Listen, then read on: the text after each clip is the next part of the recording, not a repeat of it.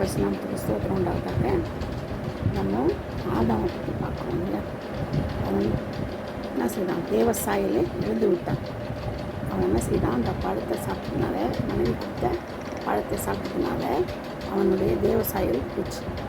அது மட்டும் இல்லை, ஆண்டவர் எங்கே இருக்கிற அதனையும் கேட்க முடியும். அவன் என்ன செய்கிறான்? நான் ஒழித்து கொண்டிருக்கிறேன் அப்படின்னு சொல்கிறான். நான் நிர்வாணி என்று தெரிஞ்சு ஒழித்து கொண்டிருக்கிறேன்றான். அப்போ ஏன் உன்னை நிர்வாணின்னு சொன்னது யாருன்னு கேட்குறாரு. அப்போ அவன் என்ன சொல்கிறான்? நான் அந்த பழத்தை சாப்பிட்டேன், நீ தந்த ஸ்திரீ தான் எனக்கு கொடுத்தான். அப்போ கூட மனைவின்னு சொல்ல, நீ தந்த ஸ்திரீ தான் எனக்கு கொடுத்தா, அதனால தான் நான் சாப்பிட்டேன். பழி போட்டான்.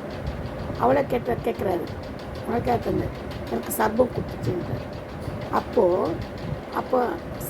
சாபம் விடுறாரு இல்லையா. சர்பத்துக்கு ஒரு சாபம், அவளுக்கு ஒரு சாபம். கடைசியில் நீ குழந்தை பிறந்து என்ன பண்ணுவேன்? கஷ்டப்பட்டு தான் குழந்தை பிறந்தீங்க. கடைசியில் என்ன செய்யணும்? வருத்தப்பட்டு நீ வேலை செய்து தான் என்ன செய்யணும்? சாப்பிடணும். வேர்வை தண்ணி விட தான் நீ சாப்பிடணும் கொடுத்தாரு இல்லையா. சாபம் கொடுத்தாரு.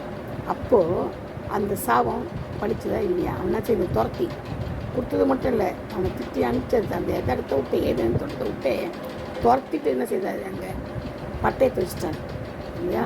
அப்போவே அவன் தேவ சாயலுக்கு தான் உருவாக்கப்பட்டான். தேவ சாயலாகவே உருவாக்கப்பட்டான். ஆனால் என்ன செய்தான்? அவன் தன்னுடைய சாயலை இழந்து போனான்.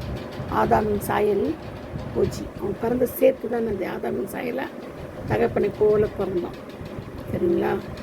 ஆதாமை போல அவன் மகன்தான் பிறந்த முடியும். ஆண்டவருடைய சாயலை போச்சு. பாவம் செய்ததுனால தெய்வ மகிமை அற்றவனாக போனான். கர்த்தர் தாமே இந்த வசனங்களை பாதுகாப்பாராக.